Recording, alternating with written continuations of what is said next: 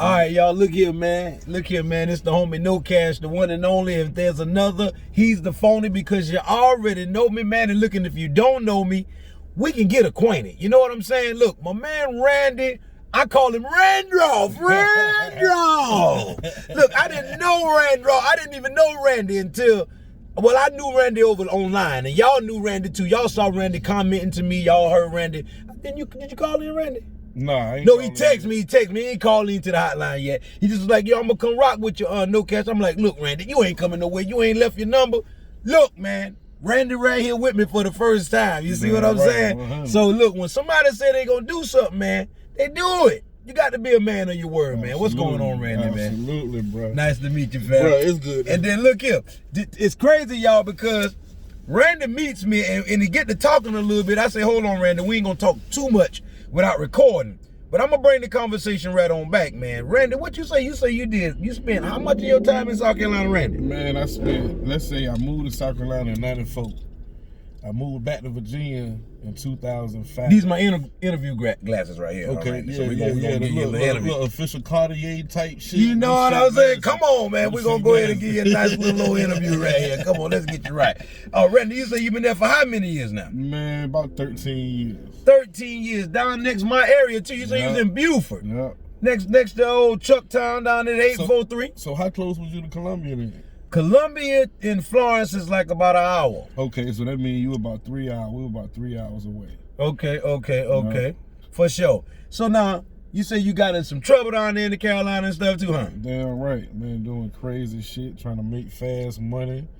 You see, now look, y'all, I'm gonna be honest with y'all. The reason why I'm recording Randolph, because see, y'all get to see me meet homeless people because they relate to my movement, or get to see me meet, broke people who've been through some things, broke, that attracted to my movement. But y'all don't get to see real, genuine hood brothers that is attracted to my movement, because they know I was a real street dude too. I went through some of the same struggles he went through. I've been in prison too. 100. This man said he saw that I said I was from Florence, South Carolina. And he said, you know what, man? I've been locked up down there. I wanted this man, and he said he been locked up too. I wonder if he been through some of the same prisons I've been in. And guess what he tell me? What you say did you go through? Man, we went through Kirkland. Kirkland, if you ever get locked up in the state of South Carolina, yes, sir. That's your first you stop. going to Kirkland. That's the capital. Yeah. Columbia, South Carolina. Everybody knows this. Upstate, lower state, wherever you get locked up at, you're going to Kirkland. Yeah, right. But let me tell you something, man. I ain't stayed at Kirkland no more than about a month and a half, and I thought they drugged me then. It was about like almost 2, and I thought they drugged me. How long you tell me they kept you at Kirkland? Months, man. 8 months. Oh my God. In the old dorm. Man. With no windows. Man, look, man, they drug my man, Yes, man. sir. Man, Yes, they sir. drug you, bro. Just to go not even 5 minutes up the road and finish my time. Oh my God, man. Well, they drug you, bro. Yes, I swear they drug you. I'm gonna tell you the truth. That the longest I heard somebody got drugged. Now I heard my man been there, so he been there about 5-6 months, and I was like, ooh, Lord. 8 months, bro. Boy, 8? Man, I'm waiting. My name on a waiting list, so I'm waiting to be, basically I'm waiting for. You trying to get to a yard? Yeah. And 8 damn months. Oh my Lord, that's murder she wrote. Then for them to send me to Stevenson, nigga, we didn't have no fences. You can walk out the front door. You know what I'm saying? Yeah, because that's just an open yard. I know what you mean. Yeah. I was at Campbell like that too. Yeah. Campbell pre-release was like that, but they told on me. I was over there doing my thing. I was dressing. Like anybody who would tell you was locked up with me on Campbell yard, they had let us wear street clothes because I was working on the streets. Damn. Man, I was wearing crown holder jeans, all my fresh clothes on the streets. The lieutenant was hating on me. And then the guys on my job, man, I had my cell phone and I was regularly doing little stuff on the street. You know how we do. Man, them boys hated on me so bad down there in the Met, bro, because I ain't from the Met. Yeah. They told on me about my cell phone, got me thrown. They threw me all the way to Trenton. And boy, that behind all, that was the toughest yard in the prison, boy. A bunch of young niggas, right? You goddamn right. Man, them boys is fool. Yeah. Them little young boys is crazy. They ain't got nothing. They ain't playing. And then it's the young boys, and then it's the worst people in the prisons too, because okay, if it ain't the wild young boys on that side, it's everybody who done got in trouble. Right. So if you got cell phone, fight, gang related, everything, all that go over here to Trenton. Yeah. So Hey, I got caught with the cell phone. I'm over there with the lions and tigers and bears. But guess what? That was one of the best yards for me because I got a chance to rap my songs, man, to the gangsters. Because, you know, when you rap in prison, who else you going to rap with? The gangsters. It's the Bloods and the Crips and the G's. So I'm with them rapping. Then I was writing my rock songs, and I'd go in the bathroom and let the white boys hear my rock songs. I'd be at church singing my gospel and getting my practice on with the guitars and the piano players around all the instruments. Then it's like I was around everybody, man. I embraced everybody. People was like, yo, that dude right there is different. And I really didn't have any issues, man. I ain't gonna tell you no lie. It's a little bit of jealousy, but it wasn't nothing you couldn't fix, you know what I'm saying, with me. So I just say, man, it was an experience for me that I learned from. I wouldn't change and take nothing back, 100. But I wouldn't go back. I ain't trying to go back. You feel me, bro? And man, that lesson that comes from it, man. Come on, man. That lesson is the golden. Man. That's what's golden. You, man. That's the golden part. And so, and also when you go through stuff like that, you have a discernment and an eye for other people that went through it, whether they still knuckleheads or whether you can say, hey, man, I'm glad you learned your lesson, man, and we ain't got to go back through that. But y'all can relate to each other, man. And that's what you saw in me in my videos. And I'm going to tell you the truth. At first, I thought you were just one of them little young boys playing around with me and shit, 'cause they always do that. But then when I saw that you did text me and all that, and then when you cash out me, I was like, look at, man, brothers don't play with their money now. I'm going to tell you. Man, buy lunch, man. I ain't playing this. And I went and got, that's exactly, my lunch had cost me $19.96. I went and got me a vegan burger with some vegan bacon on that bad boy with the cheese and some fries. And I had a water. And it came out to $19.96. I said, man, my man then bought lunch and everything. And I was running late as far as with trying to get myself together and dressed and all that. And I thought I was going to miss you. But then when I got out the shower, I saw that you had called the phone and everything. Then you hit me with a text, say I called. I said, okay, man, I got to hit my man up. I said, I got to hit my man up, man. So now look, we here, baby. Man, you the closest thing to South Carolina I know right now. That's what's up, man. That's what's up, man. And then he asking me about Joe. Oh no, cuzzo. Dang, I gotta call him from my Joe trying to call the phone. I hope he. Oh no, that ain't him behind us, but I hope he pull on up instead of calling me back. But all I'm trying to say is, listen, he asked me whether Joe was my real cousin. Now, guess what? I didn't explain this to y'all a few times, but I'm gonna tell it to him.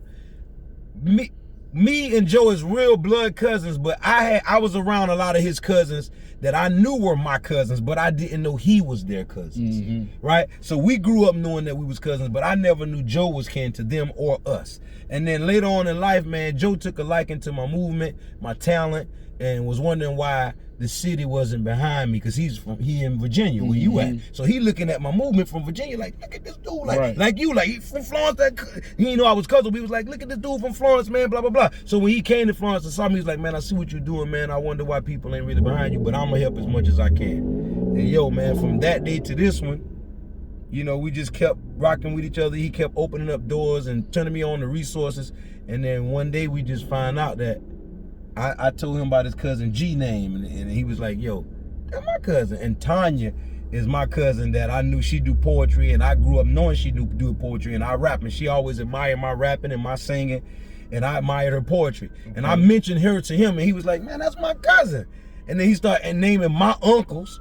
My Uncle Lewis, who is my mama brother, he mentioning him to me. He like, I know Uncle Lewis, man. He was on this. I was like, what? And I was like, yo, man. And after we found out we was cousins, it just got like that, man. It was like we knew. It was like we should have known we was cousins because of the way that the energy was. Yeah. It was crazy because niggas don't just embrace dudes the way that he had embraced me, man. And he was like, man, I'm gonna help. And I was like, yo.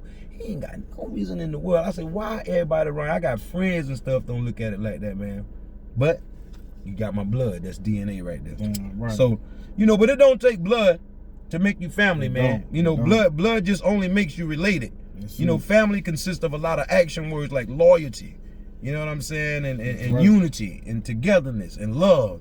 So I tell people all the time, my community right here on my YouTube channel is my biggest family, because this is my closest family, right? And when you do stuff like send me money and help me out, or drive your car and come meet me like you just did, I want to say thank you, bro. I appreciate you for that. And now you family, because you are one of my cashiers, and I don't open myself up to just any old and everybody. I'm a good judge of character. I have discernment. God gave me that gift. And I just know how to judge people, man. And I don't prejudge nobody. But you are supposed to call a thing what it is. You know, Bible say you know the tree by the fruit it bear. Yeah, and I saw your fruits, man. So, you know, I just want to say I made myself available. I'm glad you made yourself available. And now today is the first day of the rest of our lives together, man. And you guys can witness it right here, too. So whenever I'm in a city near you, make yourself available, man. Stop being a frog on the log, sitting on the couch and just watching me and he shits and giggles. Look, this is a real life out here, real time. It's reality, baby, and you can make things happen. Look, you can go from looking at me on TV to sitting in the car with me. Ask Randy if you can. Tell him, Randy. Yeah, I'm with it. You got something you want to say to the people, Randy, before I close the video out? Because guess what? We got things to do. He just got here with me. I'm going to let him talk to y'all a little minute, but then we going to kick it and we going to talk with the cameras off. You feel what I'm saying? I can't let y'all hear everything. Hey, look, I'm a natural VA born and bred guy. Listen here, man. Lived in South Carolina for a long time. Long time. That's how I got my perspective on country folk. Okay, you know okay, folk, okay. Dirty feet, all that shit. Come on, man. Road, all that in the country down there in South Carolina. Gnats. Can't get no ride to the store to go to the store 30 minutes away. Gnats flying all around your ass, dirt roads, and all that good shit. Yes, sir. But shit, it's 100. I had to meet this man. Had to meet him, man. I appreciate that, man. Ain't nowhere in hell you can come way over here, man. I appreciate you know that, man. What I'm saying? The nigga don't make an effort. But we definitely gonna ride, man. And all I'm saying is, when somebody, any of my brothers go out their way, like, it's something, it's like going to church. Females go to church and they give and they tithe. But very seldom that you got dudes in the church and tithing. So in community, it's very seldom when you see a dude giving to another dude or helping another dude. We always looking down on one another. Like, what you broke, dude, you can't hang with us, or you ain't got enough money to roll. I mean, that's just how we looked at it. I didn't look at things like that growing up, but I got a lot of friends who did, and they still do. Like, the game breed that. But me, I want to change that, because how I look at that, bro, is like, we treating our people just like how the oppressor treated us.